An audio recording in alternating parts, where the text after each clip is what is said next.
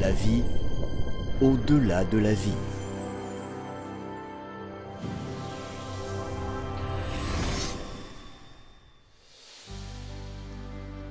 Yann a vu des gens qui s'approchaient en volant. Ses proches décédés.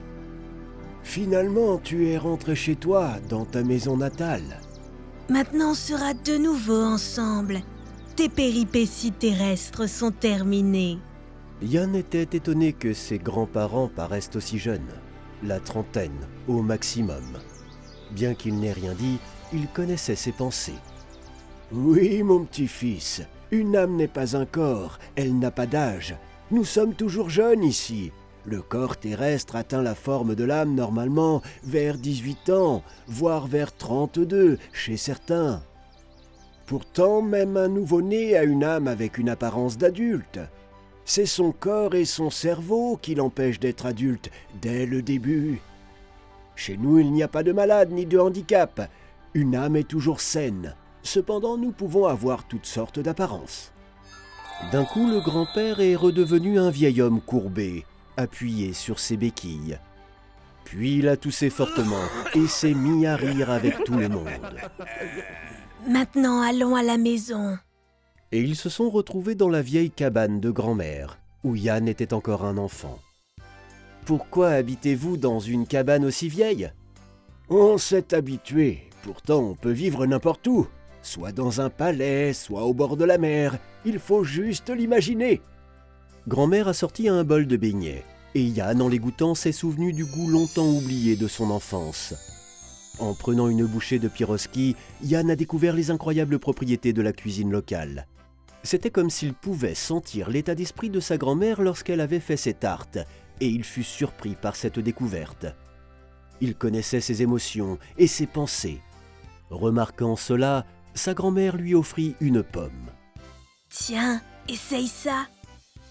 La pomme n'est pas matérialisée, elle vient d'un arbre de chez nous. » N'ayant aucune idée de ce que pourrait être la différence entre une pomme issue de la matière subtile et une pomme issue d'un arbre terrestre, Yann prit le fruit. Mais lorsqu'il y a mordu, il a immédiatement ressenti l'état de la pomme, comme s'il pouvait ressentir ses sentiments, ses pensées et son attitude face à la vie. Il pouvait aussi sentir complètement l'arbre sur lequel il poussait, son état, son humeur et tout ce qu'il était. Il était étonné qu'il puisse obtenir une telle connaissance à partir d'une nourriture simple. En fait, tous les objets du monde subtil semblaient très vivants, comme dans un conte de fées, et il pouvait communiquer avec tout. Yann avait vécu quelque chose de similaire lorsqu'il avait pris du LSD. C'était comme si le monde prenait vie et communiquait avec lui. C'était comme quand il était enfant, quand tout semblait animé et vivant, quand il parlait avec les objets et le monde, et qu'ils semblaient tous lui répondre. Oui, tout est en vie. Mais l'homme faisant partie d'une civilisation l'oublie, tandis que ces gens que l'on nomme sauvages, ceux qui habitent dans la nature, gardent cette perception de la vie. Même les jeunes enfants se demandent pourquoi ce qu'ils imaginent n'apparaît pas de nulle part. Ils gardent cette habitude de leur vie dans le plan subtil, où tout ressort de ce que nous imaginons, de nos pensées. Mais les adultes les découragent de cette perception, pensant que c'est un non-sens enfantin, qu'un enfant ne comprend pas encore que c'est impossible.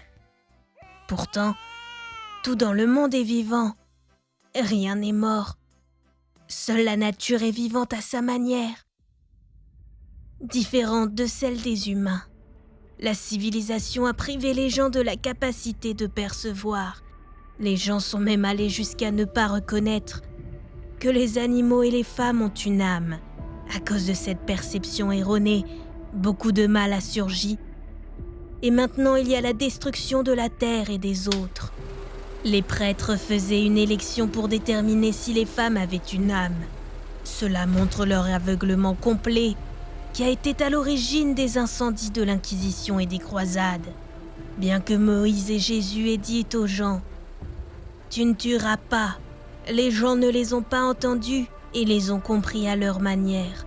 bénir les guerres et les soldats qui sont allés au front pour mourir au nom d'un souverain qui était soucieux de sa place sur le trône, et couvrir son désir de pouvoir avec des slogans sur la protection de la patrie et d'autres lignes patriotiques. Mais maintenant, leur combat contre la dissidence continue. Rappelez-vous ce qu'ils font aux maîtres. Ils ont besoin d'esclaves, mais ils n'ont plus de chaînes de fer. Les chaînes sont devenues informationnelles. Ils ont enchevautré le cerveau et, en le noyant dans l'information, on ne voit pas les chaînes et on pense être libre et informé. La dissidence brise ses chaînes et les chefs ignorants en ont peur. Ils essaient de faire mal paraître tous les dissidents, de ruiner leur brillante réputation, de retourner la foule contre eux, afin de les maintenir en esclavage et de détruire tout ce qui pourrait les rendre libres. Yann écoutait sa grand-mère avec étonnement, stupéfait par le changement de sa vision du monde. Après tout, elle était une chrétienne orthodoxe, allant toujours à l'église et blasphémait toutes les sectes et les gens qui pensaient différemment. Elle ne voulait pas entendre de nouvelles opinions ou théories. Oui, mon petit. Sur la Terre, presque tout le monde vit dans l'aveuglement total, étant dans l'avertissement aux idéologies. Mais ici, nous avons les yeux ouverts à la vérité. Alors que faites-vous ici ? Nous nous reposons, mon cher. Nous observons la vie sur Terre. Nous voyageons dans le temps et nous visitons différents mondes. C'est une grande vie, et pourquoi vivons-nous sur Terre alors ? Pourquoi avons-nous oublié tout cela ? Pourquoi exister ainsi ? Ici nous sommes chez nous, et la Terre est une mission.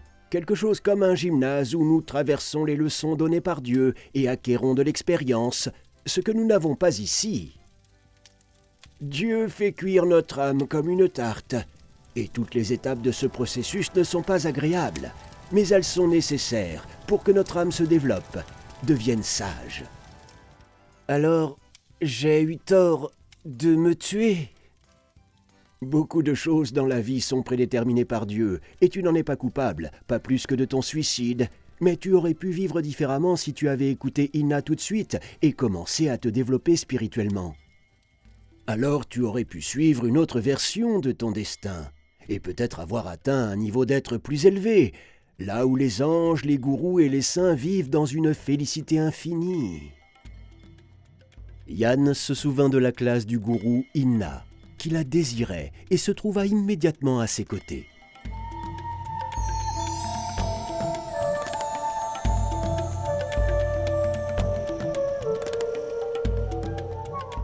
Le dessin animé est basé sur le livre « La vie au-delà de la vie ». Lisez « La vie au-delà de la vie » sur le site amazon1.org/books. Recevez d'autres pratiques intéressantes, des connaissances spirituelles et des cadeaux sur les sites web de nos partenaires. Vous trouverez les détails dans la description.